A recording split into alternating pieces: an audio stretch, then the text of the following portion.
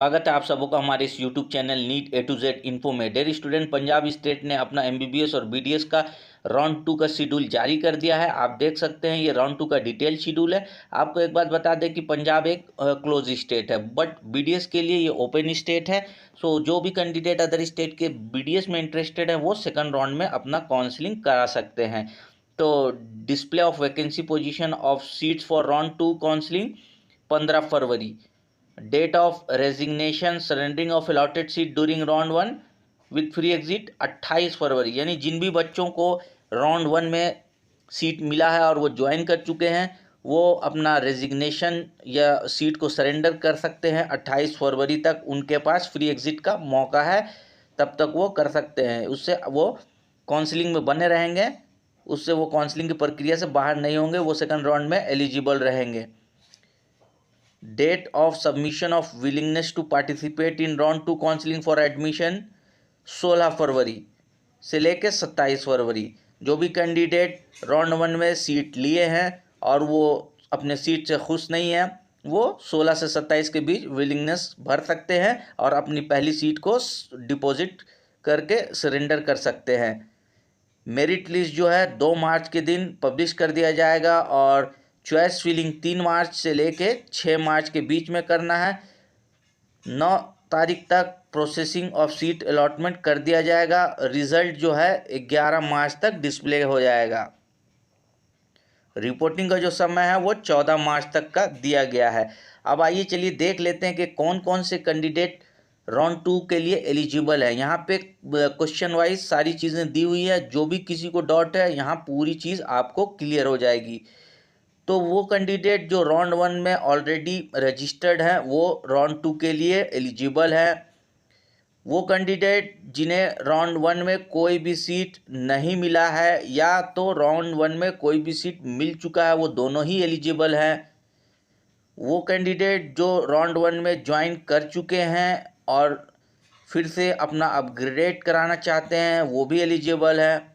वो कैंडिडेट जो मिला हुआ सीट अपना 28 फरवरी तक सरेंडर करना चाहते हैं तो वो भी कैंडिडेट राउंड 2 के लिए एलिजिबल है। और वो कैंडिडेट जो राउंड 1 का सीट होल्ड किए हुए हैं और वो चाहते हैं कि अपग्रेड में हम जाएं तो वो भी सेकंड राउंड के लिए एलिजिबल है। तो ये सारे कैंडिडेट सेकंड राउंड में एलिजिबल है। बट सेकंड राउंड में आपको एक बात बता दें कि कुछ सिक्योरिटी डिपॉजिट लग रहा है। जी हाँ दोस्तों, रिफंडेबल सिक्योरिटी डिपॉजिट है। गवर्नमेंट MBBS और डेंटल कॉलेज के लिए 10,000 का और प्राइवेट के लिए 1,00,000 रुपये का आपको सिक्योरिटी डिपॉजिट देना होगा। सिक्योरिटी डिपॉजिट इसलिए है कि अगर इस राउंड में किसी को भी सीट मिलता है, चाहे वो किसी भी वे में मिले, अपग्रेडेशन के थ्रू मिले चाहे डायरेक्ट मिले, ओके, तो इस केस में आप फ्री एग्जिट नहीं कर सकते। ये आपका जो सिक्योरिटी डिपॉजिट है इसे जब्त कर लिया जाएगा। ये एक तरह का पेनल्टी है। अब आइए चलिए देख लेते हैं कि कुछ क्वेश्चंस है इसमें जो कि बच्चों के दिमाग में आ सकता है, उसका ये आंसर है। ये है कि जो बच्चे राउंड 1 में पहले ही फीस जमा कर चुके हैं, ओके, जैसे गवर्नमेंट कॉलेज में 10,000 का फीस मान लीजिए पहले ही आप जमा कर चुके हैं, तो उनको अभी सेकंड राउंड में पार्टिसिपेट करने के लिए ये सिक्योरिटी डिपॉजिट का अमाउंट नहीं देना पड़ेगा। आगे चलिए देखते हैं। अगर किसी कैंडिडेट को राउंड 2 में अपग्रेडेशन के थ्रू सीट मिलता है तो उनका राउंड 1 का सीट जो है उसे वैकेंट माना जाएगा और राउंड 1 का सीट वैकेंट माना जाएगा और ये राउंड 2 का सीट उनको फाइनल अलॉटेड सीट होगा। अब उन्हें ये सीट लेना ही होगा। अगर वो इस सीट को छोड़ेंगे तो उन्हें सिक्योरिटी डिपॉजिट से हाथ धोना पड़ेगा।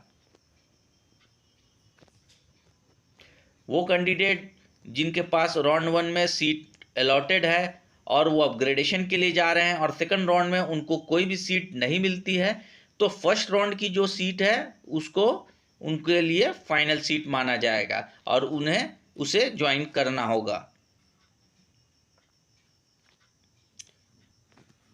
अब आगे चलिए 6 नंबर पे दिया गया है, जैसे ही आपको राउंड 2 में सीट मिलेगा राउंड 1 का सीट आपका ऑलरेडी वैकेंट हो जाएगा।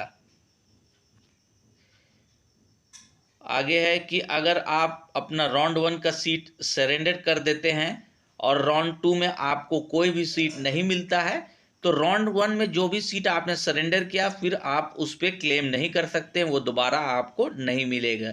तो अगर कोई राउंड 1 का मिला हुआ सीट सरेंडर करने का सोच रहा है तो आप सोच समझ के फैसला लें। अगर कोई कैंडिडेट राउंड 1 में सीट लिया हुआ है और राउंड 2 में उसे अपग्रेडेशन मिलता है तो राउंड 2 के सीट पे ही उसे फाइनल एडमिशन लेना होगा। अब वो फर्दर मॉपअप राउंड में अपग्रेडेशन के लिए नहीं जा सकता। तो ये पूरा डिटेल है, जो भी क्वेरीज बच्चों के दिमाग में आ सकती है, स्टूडेंट के दिमाग में आ सकती है, डियर स्टूडेंट, वो सभी क्वेरीज यहाँ दी हुई है। तो इसके हिसाब से आप इसे पढ़ लें। ये नोटिफिकेशन वेबसाइट पे मौजूद है, मैंने आपको सारांश इसका बता दिया है। फिर भी अगर किसी को कुछ डाउट है तो डिस्प्ले में नीचे हमारा नंबर है, आप वहाँ फ़ोन करके अपनी क्वेरी को रिजॉल्व करा सकते हैं। ये शेड्यूल है, इसे आप प्रिंट निकाल के देख लें और अपने पास रख लें ताकि आपसे कोई मिस्टेक्स ना हो। वीडियो अच्छा लगा तो लाइक करिए, चैनल पे नए तो सब्सक्राइब करिए और बने रहे हमारे साथ काउंसलिंग से रिलेटेड हर अपडेट के लिए। मिलते हैं अगले वीडियो में, तब तक के लिए गुड बाय।